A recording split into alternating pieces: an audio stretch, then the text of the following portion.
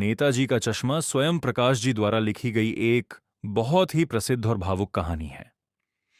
यह कहानी हमें बताती है कि देशभक्ति केवल बड़े आंदोलनों में ही नहीं, बल्कि छोटे छोटे कार्यों में भी झलकती है।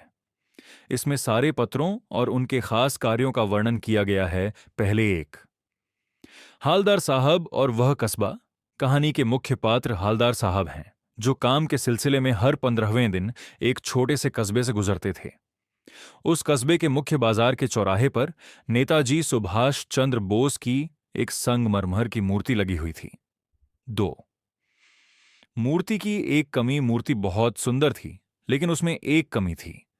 नेताजी की आंखों पर संगमरमर का चश्मा नहीं था। उसकी जगह मूर्ति पर असली चौड़ा काला फ्रेम वाला चश्मा पहनाया गया था। जब हालदार साहब ने यह पहली बार देखा, तो उन्हें यह आइडिया बहुत अच्छा लगा कि मूर्तिकार चश्मा बनाना भूल गया होगा, पर किसी ने असली चश्मा पहनाकर कमी पूरी कर दी। 3, कैप्टन चश्मे वाला हालदार साहब जब भी वहां से गुजरते, उन्हें हर बार नेताजी की आंखों पर एक नया चश्मा दिखता, कभी गोल, कभी चौकोर। उन्होंने पान वाले से पूछा कि यह कौन करता है। पान वाले ने बताया कि यह काम कैप्टन करता है। हालदार साहब को लगा कि कैप्टन शायद कोई फौजी होगा, लेकिन देखने पर पता चला कि वह एक बूढ़ा, मरियल सा और लंगड़ा व्यक्ति है जो फेरी लगाकर चश्मे बेचता है। वह अपनी देशभक्ति के कारण नेताजी की बिना चश्मे वाली मूर्ति को देख नहीं पाता था, इसलिए अपनी ओर से एक चश्मा मूर्ति पर लगा देता था। 4, कैप्टन की मृत्यु और हालदार साहब की निराशा 2 साल तक ऐसा ही चलता रहा।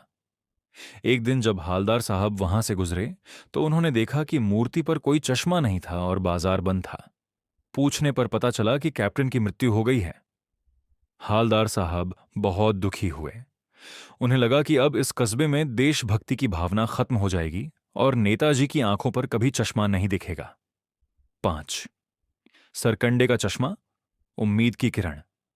कुछ समय बाद जब हालदार साहब फिर वहां से गुजरे, तो उन्होंने तय किया था कि वे मूर्ति की तरफ नहीं देखेंगे, लेकिन आदत से मजबूर होकर उनकी नजर मूर्ति पर पड़ गई। वे हैरान रह गए। नेताजी की आंखों पर सरकंडे, घास फूस का बना हुआ छोटा सा चश्मा लगा था, जैसा अक्सर बच्चे बना लेते हैं। यह देखकर हालदार साहब की आंखें भर आईं। उन्हें यह एहसास हुआ कि देश की नई पीढ़ी, बच्चों में भी देशभक्ति जीवित है। कहानी का संदेश।